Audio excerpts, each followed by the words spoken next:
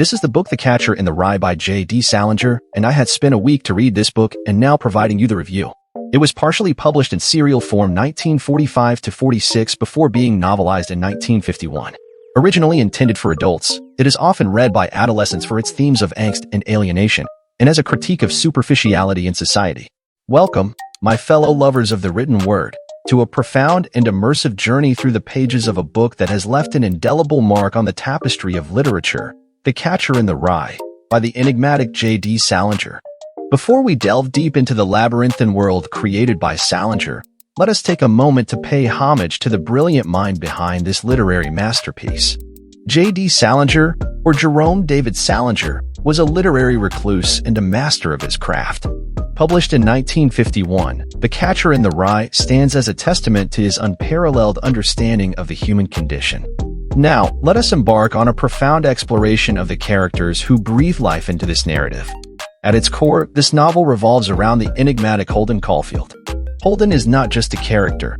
He is a force of nature, an embodiment of teenage angst, rebellion, and the relentless pursuit of authenticity.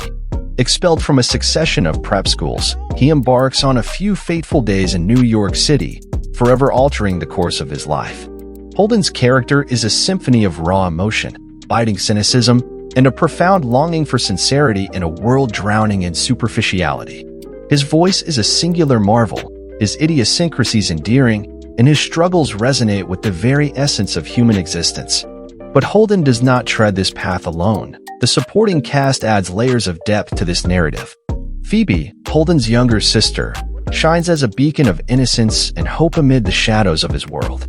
Mr. Annalini, his former English teacher, emerges as a mentor, offering sagacious guidance, while Sally Hayes embodies the allure and hollowness of adulthood. And lingering in the shadows is Allie, Holden's late brother, a spectral presence whose memory continues to shape Holden's perspective. Who should embrace this literary gem, you might ask? The Catcher in the Rye transcends the boundaries of age and era. It stands as a timeless exploration of adolescence, identity, and the inexorable loss of innocence. For teenagers, it offers solace in the face of their own existential struggles and serves as a profound mirror reflecting their hopes and fears. For adults, it bestows profound insights into the labyrinthine journey of growing up. If you savor character-driven narratives and the intricacies of the human soul, this book is not just a suggestion, it's a literary imperative. Now, let us immerse ourselves in Salinger's extraordinary writing style, a defining element of this novel's brilliance. The narrative unfolds in the first person, plunging readers into Holden's unfiltered stream of consciousness. Salinger's prose is an exquisite symphony of raw emotion, unvarnished truths, and intimate musings. It invites you into Holden's world, ensnaring you in his thoughts, emotions, and the whirlwind of his erratic reflections. This style transcends storytelling. It forges an unbreakable bond between the reader and the protagonist. One of the most captivating facets of The Catcher in the Rye is its uncanny ability to surprise readers. Throughout the journey, you'll find yourself oscillating between empathy for Holden and skepticism about his perspective. Just when you believe you've unraveled the enigma of his character, he startles you with profound insights or abrupt volte-faces. It's a narrative roller coaster that keeps you spellbound, from the initial lines to the very last punctuation mark. Now, let us gently touch upon the contours of the plot. Holden Caulfield recalls the events of a weekend, Saturday afternoon to Monday afternoon, shortly before the previous year's Christmas, beginning at Pincy Preparatory Academy, a boarding school in Pennsylvania. Holden has just been expelled from Pincy because he had failed all of his classes except English. After causing the fencing team to forfeit a fencing match in New York because he accidentally lost the team's equipment on the subway, he says goodbye to his history teacher, Mr. Spencer. He offers Holden advice and embarrasses him by criticizing his history exam. Later, Holden agrees to write an English composition for his roommate, Ward Stradlater, who is leaving for a date.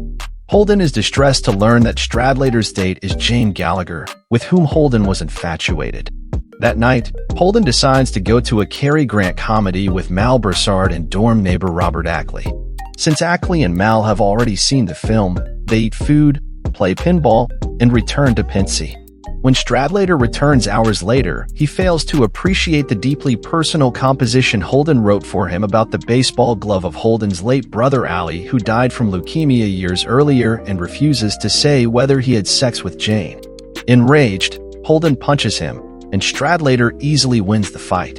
When Holden continues insulting him, Stradlater leaves him lying on the floor with a bloody nose.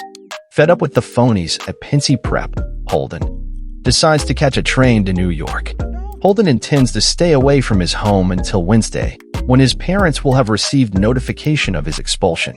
Aboard the train, Holden meets the mother of a wealthy Pincy student, Ernest Morrow, and makes up nice but false stories about her son. In a taxicab, Holden asks the driver whether the ducks in the Central Park Lagoon migrate during winter, a subject he brings up often, but the man barely responds. Holden checks into the Edmont Hotel and spends an evening dancing with 3 tourists at the hotel lounge. Holden eventually gets bored of them. Following an unpromising visit to a nightclub, Holden becomes preoccupied with his internal angst and agrees to have a prostitute named Sunny visit his room. His attitude toward the girl changes when she enters the room and takes off her clothes. Holden, who is a virgin, says he only wants to talk, which annoys her and causes her to leave. Even though he maintains that he paid her the right amount for her time, she returns with her pimp Maurice and demands more money. Holden insults Maurice, Sunny takes money from Holden's wallet, and Maurice snaps his fingers on Holden's groin and punches him in the stomach. Afterward, Holden imagines that he has been shot by Maurice and pictures murdering him with an automatic pistol. The next morning, Holden, becoming increasingly depressed and needing personal connection, calls Sally Hayes, a familiar date. Although Holden claims that she is the queen of all phonies, they agree to meet that afternoon to attend a play at the Biltmore Theater. Holden shops for a special record, Little Shirley Beans, for his 10-year-old sister Phoebe. He spots a boy singing a song which lifts his mood. After the play, Holden and Sally go ice skating at Rockefeller Center, where Holden begins ranting against society and frightens Sally. He invites Sally to run away with him that night to live in the wilderness of New England, but she declines. The conversation turns sour, and the two angrily part ways. Holden decides to meet his old classmate, Carl Luce, for drinks at the Wicker Bar. Holden annoys Carl, whom Holden suspects of being gay, by insistently questioning him about his sex life. Luce says Holden should go see a psychiatrist to understand himself better. After Luce leaves, Holden gets drunk, awkwardly flirts with several adults, and calls an icy Sally. Exhausted and out of money, Holden wanders over to Central Park to investigate the ducks, accidentally breaking Phoebe's record on the way. Nostalgic, he heads home to see Phoebe. He sneaks into his parents' apartment while they are out and wakes her up. Despite being happy to see Holden, Phoebe quickly infers that he has been expelled and chastises him for his aimlessness and his apparent disdain for everything. When asked if he cares about anything, Holden shares a selfless fantasy he has been thinking about, based on a mishearing of Robert Burns's Comin' Through the Rye, in which he imagines himself as making a job of saving children running through a field of rye by catching them before they fell off a nearby cliff. Phoebe points out that the actual poem says, "When a body meet a body, comin' through the rye." Holden breaks down in tears, and his sister tries to console him. When his parents return home, Holden slips out and visits his former and much-admired English teacher, Mr. Andolini, who expresses concern that Holden is headed for a terrible fall. Mr. Andolini advises him to begin applying himself and provides Holden with a place to sleep. Holden is upset when he wakes up to find Mr. Andolini patting his head, which he interprets as a sexual advance. He leaves and spends the rest of the night in a waiting room at Grand Central Terminal, sinking further into despair and expressing regret over leaving Mr. Andolini. He spends most of the morning wandering Fifth Avenue.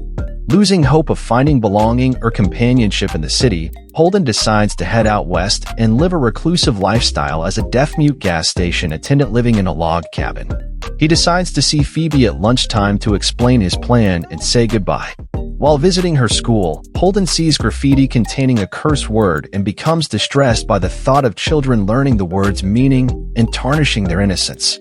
When he meets Phoebe at the Metropolitan Museum of Art, she arrives with a suitcase and asks to go with him, even though she was looking forward to acting as Benedict Arnold in a play that Friday. Holden refuses to let her come with him, which upsets Phoebe. He tries to cheer her up by allowing her to skip school and taking her to the Central Park Zoo, but she remains angry. They eventually reach the zoo's carousel, where Phoebe reconciles with Holden after he buys her a ticket. Holden is filled with happiness and joy at the sight of Phoebe riding the carousel. Holden alludes to encountering his parents that night and getting sick, mentioning that he will be attending another school in September. Holden then does not want to tell anything more because talking about them has made him miss his former classmates. And now, the denouement. Brace yourselves, dear viewers, for the conclusion is a moment of transcendent epiphany for Holden. It's a moment that will leave you pondering the essence of innocence, the inexorable march of time, and the inescapable inevitabilities of growing up. It's an ending that has sparked debates, spawned myriad interpretations, and earned its place as one of the most iconic in literary history. Finally, the closing pages of the book. They are a masterful fusion of bittersweet reflection and haunting beauty. These pages will leave you with a sense of both closure and ambiguity, a poignant echo of life itself. You'll find yourself revisiting those final moments in your mind, long after the book rests on your shelf. In conclusion, The Catcher in the Rye is more than a novel. It is a transcendental, thought-provoking masterpiece that resonates with the very essence of the human experience. It challenges you, surprises you, and ultimately, it elevates your comprehension of life's intricacies. I wholeheartedly implore you to read it if you haven't already, and if you have, please share your thoughts in the comments below. How did this book make you feel? That concludes our profound odyssey today. Stay tuned for more literary adventures, and always remember that the world of literature is boundless. Keep reading, keep exploring, and keep falling in love with the enchanting magic of books.